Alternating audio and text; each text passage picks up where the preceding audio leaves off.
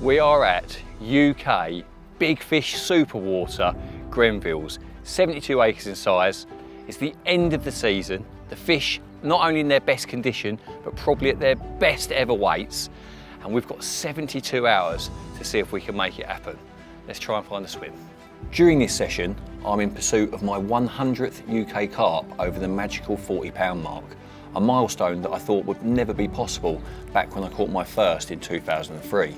I'm 3 away though, and after lapping the lake and looking at my options, I stumbled across an unexpected opportunity. Okay then, we are rounding swim 32, and although Grenville's is renowned for its long distance fishing, and I've caught fish here myself sort of 35 to 40 rod lengths out, you have to fish to what you see.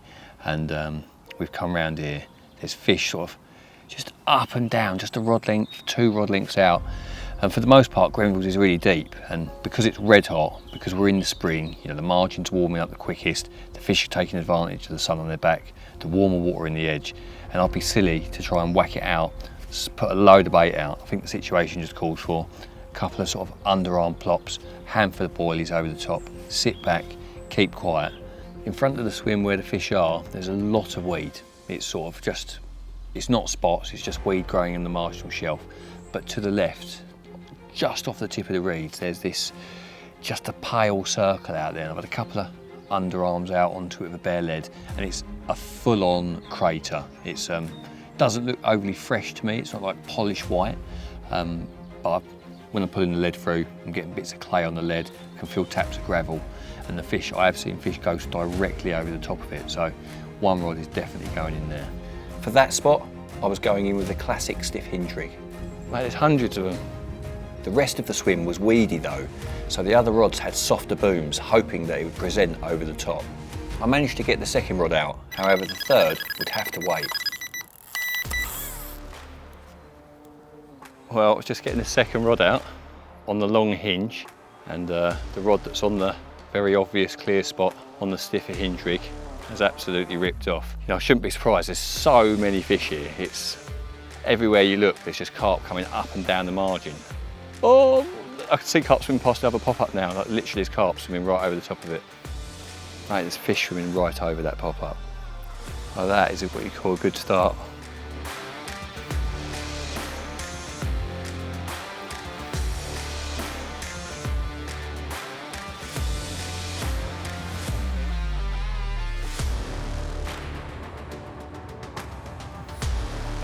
Oh look. Oh mate, it's covered in scales. That's some carp that. Arrive, leisurely walk round, take your time, plop them out, worry if they're in the mood for it. All doubt eradicated. Come on. Come on. Come on. No. Go on. Yes. Yes. Yes. That is some fish, that.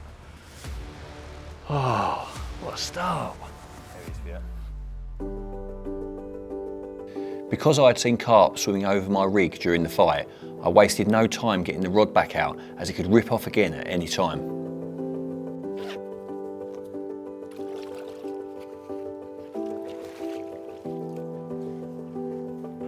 Oh, what a way to start. 38 pounds it is. Tiny, yes, 38 exactly. Mega.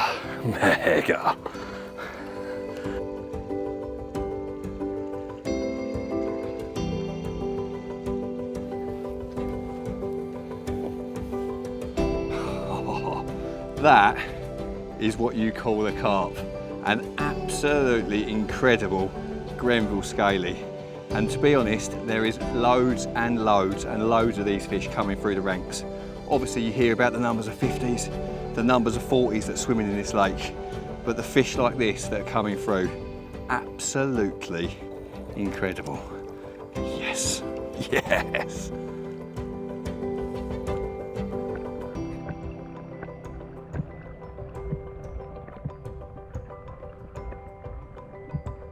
For the next few hours, The bobbins just swayed in the wind and the rod stayed motionless despite carp being all over the swim. I decided to redo one of the rods just in case something wasn't right, but I was rudely interrupted.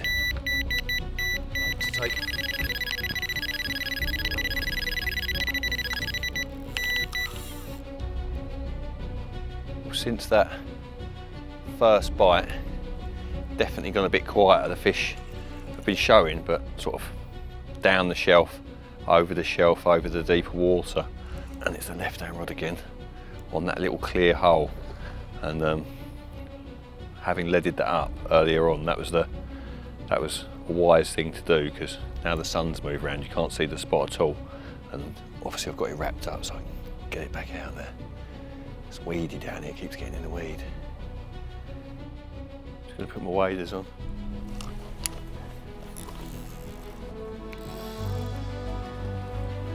Oh, I like to get in our weed.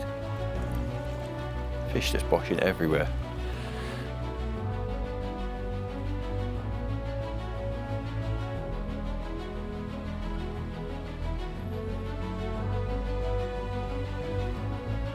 Yes! The little one. That is a very small carp from Grenville's.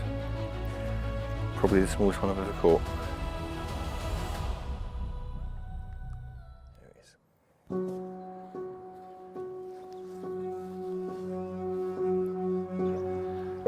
2 fish on the first day. I'll certainly take that. This one, my smallest ever Grenville's carp at just £20, but a great start all the same. Now I've recast the left-hand rod, and it's the only rod that's on a spot, and it's on a proper spot. It's sort of a bowled out sort of clay hole. Now I believe it's been created by fish. It's certainly the only spot where I can present properly, so the marker float has gone onto it. I can accurately bait then with the catapult and by wading out, throwing bait directly around the float, take that out of the way, and then cast on the same clip with a fishing rod, knowing that it's right in the middle of the bait. Mega. Going into the first night, I didn't hold out much hope for the hours of darkness due to the lake's form throughout the spring. I could only hope that the fish would stay close by for first light.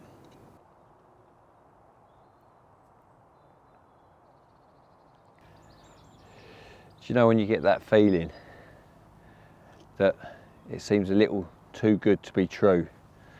Find those fish yesterday, get the rods out, catch a stunning 38 pounder almost instantly, follow it up with a little one, moving into dark, fish showing all over the swim, few liners, looks absolutely nailed on. And I've woke up this morning and nothing's happened, and I just get the feeling that the fish have done one. You know, it's very, very quiet, not seeing anything, and I think they've gone. You know, it's a big lake, they can soon flick their tails a few times and just drift off somewhere else. But it is meant to warm up today.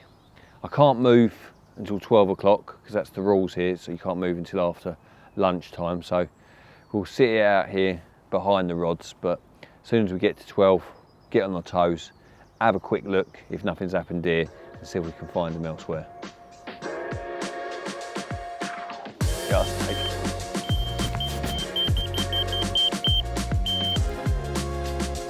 Yes. Well, I had said we were going to move, hadn't I? But suddenly loads of carp have turned up as the sun has come out.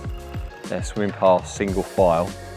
They don't really look too interested in feeding, like they're just swimming about enjoying themselves, but I put out a tall hinge, which is something I don't normally do, but there's quite a bit of bottom weed, and when I'm lowering in my short hinges I can see my pop-up sort of falling down between the fronds of weed, and it's almost out of sight a lot of the time. So I put out a 5-incher with a 15mm orange pop-up, like a blatant one, something like real stands out, and seems to have done the trick.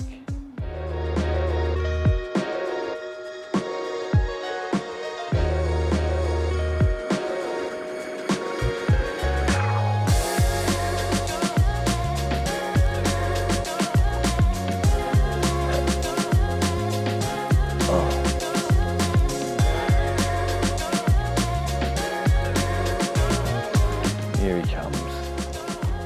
Come on. Come on. Yes!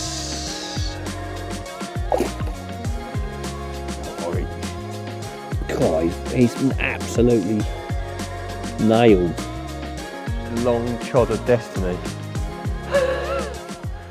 Because of that incredible hook hold, I decided to wind in the middle rod, which was also fishing in the weed, and switch it over to a tall hinge. I reset the right hander, but before I could get the middle rod out, I was away again. Well, the extra long hinges seem to be doing the do.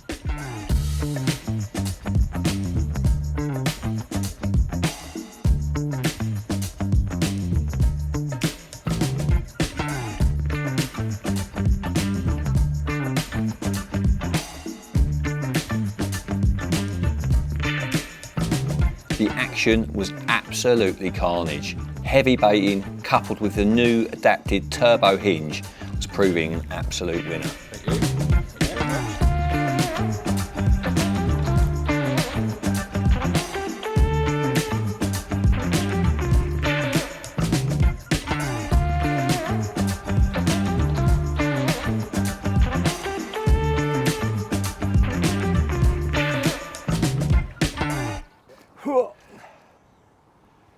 We'll check him out. 32 pounds, as wide and as deep as he is long, an absolute breeze block, and the first of what has been a crazy hour's fishing. Changed those taller pop-ups and I've had 4 in the last hour. A 3-rod wipeout and a crazy bit of sport. Mega, but we're gonna get this one back and show you the biggest one.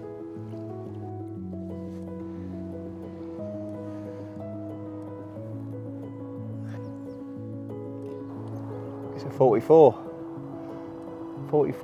and a quarter. 44 and a quarter, we'll take that. Lovely job. Oh God, it's heavy. 44 pounds and 4 ounces. The biggest of a quick fire 4. The 2 smaller ones were lovely linears. One was 27 and one was 25. But this is the big one. Look at the hump on his shoulders. Absolutely incredible. Obviously loads of fish in my swim at the moment. I'm sure there's a good chance of catching a few more, but before I recast, I'm just going to have a quick walk around the top bay because I've got a feeling some of the bigger fish might be hanging around up there. Let's get this one back.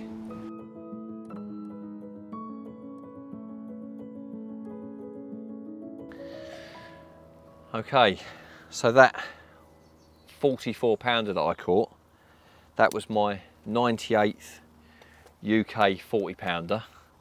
There's 2 nights left before the season ends, and it would be nice, although a little bit greedy, to think that we could do it in these remaining 2 nights. There's enough 40s in here, so there's certainly a good chance. I was umming and ahhing about a move because the fish that I was seeing swimming around up and down here, in the main, they were quite small for the lake. You know there's herds and herds of big ones in here, and just wasn't seeing numbers and numbers of big fish. So I had a little walk round to the bay. Now the bay done a 59 pounder this morning, it done a 60 pounder a couple of weeks ago, and just had the feeling that some of the bigger fish might be hanging around down there. But we climbed up the tower in the corner that gives you a good view over the bay, didn't see anything, and it's really a difficult thing to do, to move out of a swim where there's a good amount of fish. So we've come back here. The one thing that is slightly worrying is obviously the sun's gone in, it's got a bit cloudy. We've forecast quite a bit of rain this evening, so that might change things up, but whether it does, whether it doesn't, we don't know that. There's fish in the swim. Let's get this final rod in. Let's see if we can get that 140 pounder.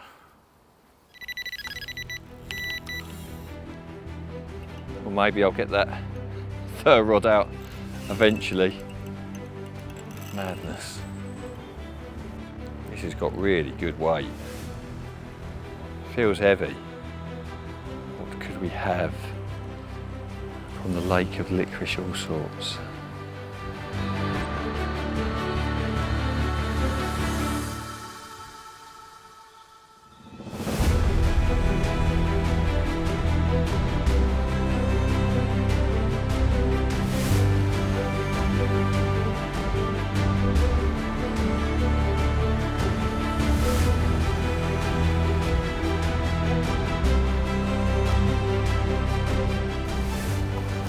Terry's chocolate orange.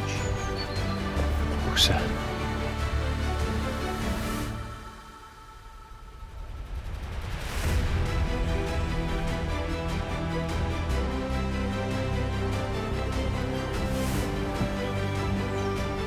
Sure. 36. With my 100th UK 40 being close now, on the horizon as such, and fairly likely fishing a water like Grenville's, Lewis has asked me what would be my top 5 of the ones that I've caught until now, my top 5 40 pounders. Obviously your first one is always going to be really special, and my first 40 was a fish called Chunky at 43.9 from Yateley Car Park Lake, which was a massively historical venue many years ago. Obviously it was a long time ago now, in 2003, and I actually caught it whilst Terry Hearn was in the next swim. Now, I'd always wanted to fish at Yateley, having read his books. Obviously I was a Terry Hearn fanboy, and to catch your first 40 as a 21-year-old lad with him in the next swim was really special, you know. Other than that, the next 2 fish that I caught from the car park would definitely be, well, should probably be in my top 5 as well. A fish called Arthur, I rarely caught, probably the most difficult one in that famous old lake to catch. It was 48 pounds, and probably one of the most like iconic carp in the dustbin. An incredibly unique carp, probably a leather, huge hump behind its shoulder, tiny withered fins, leathery old flank, and tiny little tail. Just an incredible fish. So yeah, those first 3 40s from Yateley Car Park, they'd definitely be in the top 5. The next one would probably be the Fat Lady from St Ives. I caught it in 2005. At the time there was very few 50s in the UK, and when one popped up, you know, they were the ones to go for, and the Fat Lady was very much that. Unfortunately when I caught her, she was heavily spawned out, 49 pounds and 6 ounces, but she looked mega. One of my favourite photos. I actually got it hung in my garage, and I often look back on that with the fondest of memories. And probably the finest example of a carp over 40 pound that I've ever caught, the best specimen, would probably be the Client from Fen Drayton. Now, the Client was living in a nature reserve for most of its life before being transferred into a huge gravel pit in Cambridge, and had very rarely been held. It was in immaculate condition. It was a linear, but almost a fully scaled as well, like a huge row of big scales through the middle, dotted scales above the lateral line and below the linear line, and just an incredible carp. So yeah, I would say those 5 would be my top 5.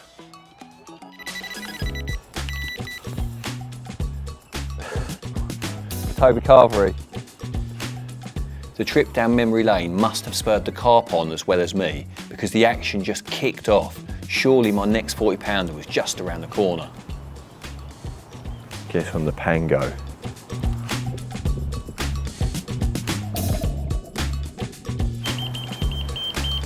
Hang on, this one's nearly in. Come on. Get in. Come on, shark on. What have we got from the Grenville box of chocolates?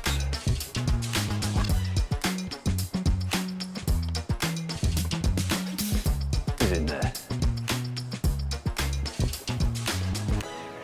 Come on. Now, I know that I do overly bang on about hook sharpness, and I know that you can catch 20 fish on the same hook if you do start with a blunter one. But for me, one of the single biggest things that you can do to convert more pickups into bites is to use a sharper hook. And I've always felt that way, and I'm always extra fussy to the nth degree, is like literally to the sharpest degree possible. And it's a confidence thing. You know, ultimately I want to sit behind my rods knowing that they're fishing to the best of their ability, and if I only get one pickup, I want it to have the best possible chance of conversion. So simple math, a sharper hook equals more fish getting hooked when they take your bait. Number 99 could easily be sulking in one of those slings, but these opportunities don't come around too often, so I needed to make the most of it. The rods went out with fresh pop-ups and sharp hooks, followed by a few handfuls of bait. The left-hander hit the clip beautifully at just under 3 wraps, and it didn't take long to bust off. Oh, straight in the hole? Straight in the hole of doom? They like it in the hole of doom.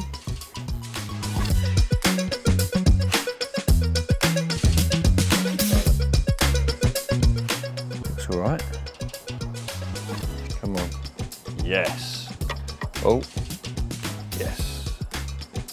Yes. Another chocolate orange.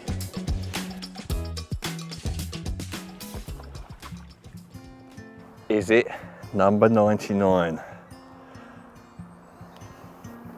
Gonna be close, but it is. It definitely is. Lovely. Oh, but there it is. UK 40, number 99, and still plenty of time to get to number 100. Today it has absolutely kicked off, and if you follow my fishing, you will know I'm someone that doesn't really change their rigs, and I stick to the tried and tested couple that I use, being the combi multi-rig and the stiff hinge. But things here today have dictated that I needed to change. I needed taller pop-ups, and the change has been the catalyst to what has been an incredible day's fishing. Absolutely mega. Backing up my 40 pounder was 2 other mega 30s, which rounded off a mega day's fishing. Would I be as fortunate tomorrow, or would the changing weather finally move these fish off?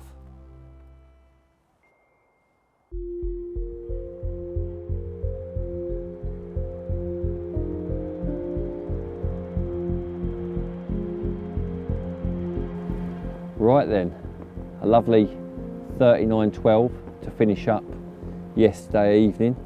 Run me ragged, towed me down the left hand margin, got weeded up down there, had to wade down to the next swim to get it out of the weed. 4 ounces shy of the 100 at 40, but that's how things go. However, we didn't fish through the night, decided to get a good night's kip under our belts. I was absolutely knackered, you know, the previous night the swans had been going through my lines and just the odd bleep and that, just constantly on edge. So I've got up this morning, I've underarmed them out over the areas that I was catching yesterday, put a little bit of bait out, but nothing has happened. And now I'm sat here questioning whether the change in weather is a good one, or is it the catalyst for the fish to have moved off. Obviously we've got 24 hours left, but in carp fishing everything can change. 1 minute you're catching loads, the next minute the fish are gone and you're catching nothing. So I'm not sure if that 140 is going to come or it's going to elude me, but yeah, we're going to keep on pushing, keep on trying, but at the moment it's not looking good.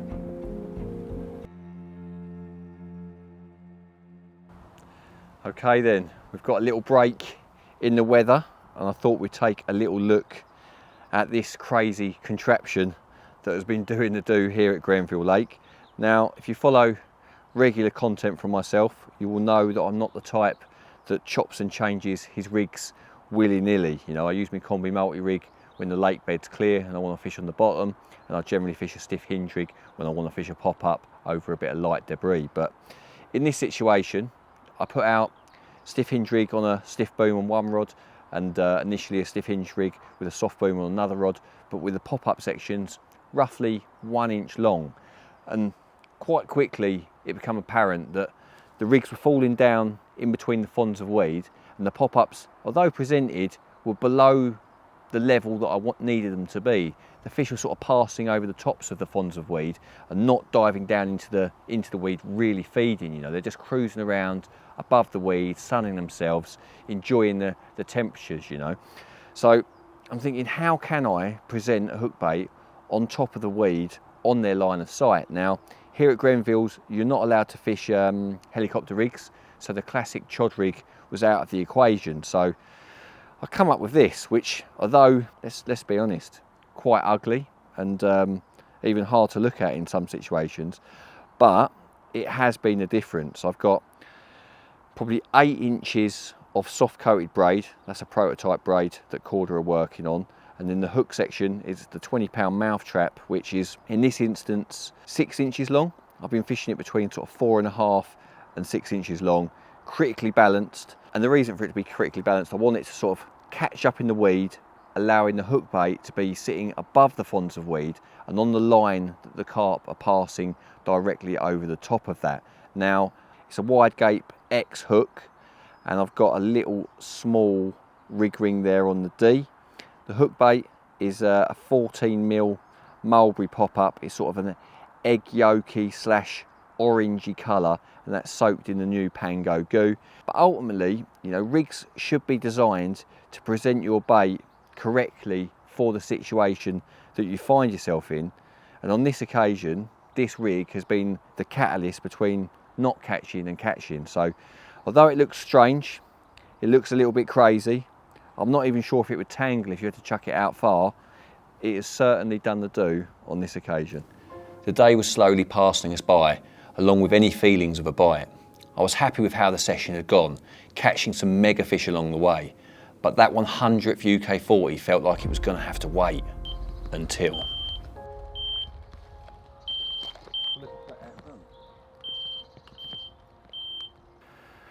Well, waited all morning for a bite. It's been very quiet, umming and ahhing if it was going to happen. Oh, and as you can see, I've got a double take.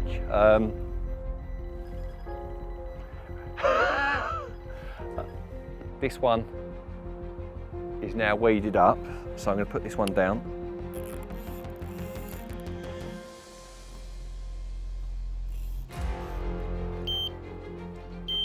I'll take that one off you. Cheers, mate. Will one of these be the 140? Feels all right, it's got some weight to it. Well, just when you start to doubt the super hinges, thinking they could be a one-night wonder, they've produced the goods once again. Double take, wait all morning and then bang. Well, if one of these is a 40-pounder, I might call it, go home and see the missus. She'll be pleased to see me. When you're fortunate enough to get a double take, it's important to stay calm and focus on the one that you're actually playing. If you do have someone there to help, always call them in. That is a decent fish. Is it the one? It's in the net, whatever it is. It's got some length. Hey! Hey! There's another one there. That's a good fish as well. That is a good fish. Give it. Oh, what's going on here? What is going on here? Oh, that's a good fish. The super hinges. Super hinges of doom. That looks decent. Not sure about this one. Nice fish, but that looks like it could be. Come on. Come on, come on, come on, come on, come on, come on. Why is it not going in the net? Go in the net. Yes! Yes! I like it here. I like it here. I don't know. I don't know. They're both good fish, like really good fish, but I don't know how big. Now the term UK superwater is a relatively new term and probably used these days to describe venues that hold in excess of 20 40-pounders. Now to use that term to describe Grenville's would be a gross understatement. Now the Grenville Syndicate is 72 acres in size, said to hold in excess of 2,500 carp, all homegrown. This year alone, it has produced almost 400 30s, almost 150 40s, 23 50s, and 3 60s to 65. Now, if you add all of those numbers together, that's less than 25% of that 2,500. So the exact numbers of huge carp in here are unknown. And the most frightening thing about it is that they're still growing. And who knows where the ceiling is for this lake. And it's not that it's just full of absolute monsters. It's the immense variety of different strains and scale patterns that are available here. There is some incredible carp. I'm currently number 143 on the waiting list here at Grenville's. And one of the perks of being on the list is that you can occasionally come down and fish it on a guest ticket, as I am. But I'm waiting patiently for that full ticket, and the Grenville Syndicate is certainly a venue that you need to be keeping your eye on. But for now, it was the moment of truth. Was this my 100th UK 40 pounder? An absolutely insane dream, but was it about to come true? Oh wow, there it is. 42, 42.4. 42.4, 100 in the bag.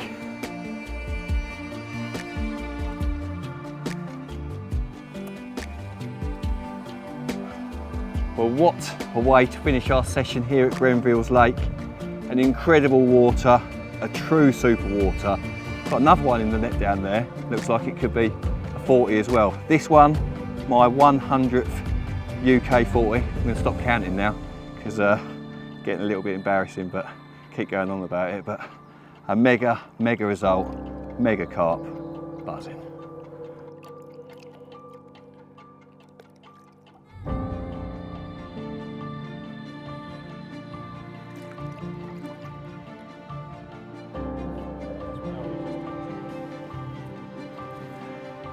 Well, I know I said I was going to stop counting, but this one, 41.4, 101, not out, and it's Roger out time. A brilliant session here at Grenville's.